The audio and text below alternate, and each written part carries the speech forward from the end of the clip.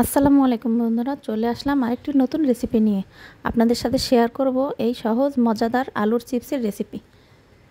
ঘরে যদি বাচ্চা থাকে তাহলে এই রকম করে চিপস বানিয়ে তাদেরকে দিতে পারেন, আর এগুলো বানিয়ে রাখলে অনেক দিন পর্যন্ত এমনিই ভালো থাকে। তো চলুন রেসিপিটি শুরু করা যাক। আমি প্রথমে কিছু আলু নিয়ে নিয়েছি, এগুলোকে আমি একটা গ্রেটারের সাহায্যে ভালোভাবে ছিলে নেব। এই কাজটা আপনারা বটি দিয়েও করতে পারেন। সবগুলো আলু এভাবে করে আমি ছিলে নেব। আর এভাবে বাসায় যদি চিপস বানিয়ে সংরক্ষণ করে রেখে দেন তাহলে বাচ্চারা যখন তখন চিপস খেতে পারবে, আর এটা অনেকটা স্বাস্থ্যসম্মত বাইরের চিপসের থেকে। তো আলুগুলো এরকম করে আমি সবগুলো ছিলে পরিষ্কার পানি দিয়ে একটু ধুয়ে নেব। আমি এগুলো পরিষ্কার পানি দিয়ে একটু ধুয়ে নিয়েছি। এখন আমি এগুলোকে পাতলা পাতলা করে কেটে নেব। আমি একটি বটির সাহায্যে যতটা সম্ভব পাতলা করে কেটে নিয়েছি। বন্ধুরা দেখতে পাচ্ছেন, এই রকম করে পাতলা করে কাটতে হবে, তাহলে এটা তাড়াতাড়ি শুকিয়ে যাবে।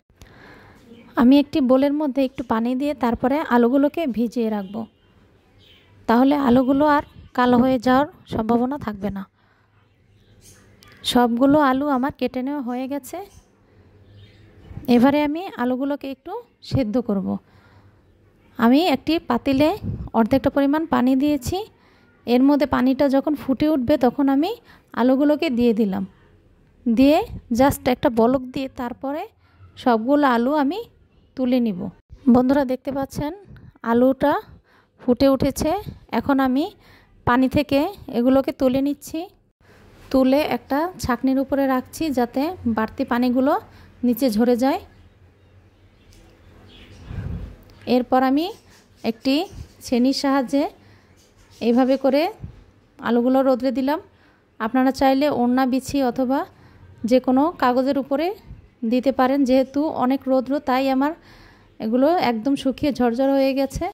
মোটামুটি কড়া রোদ্রে আমি 2 দিন শুকিয়ে নিলাম, একদম ঝরঝর হয়ে গেছে। এবার একটু আপনাদের ভেজে দেখাচ্ছি। এটা যখন তেলটা একদম ভালোভাবে গরম হয়ে যাবে তখন এগুলো দিয়ে দিলে একদম দেওয়ার সাথে সাথে আলুগুলো হয়ে যাবে। একটু নাড়াচাড়া দিয়ে তারপরে আমি এগুলো তুলে নেব।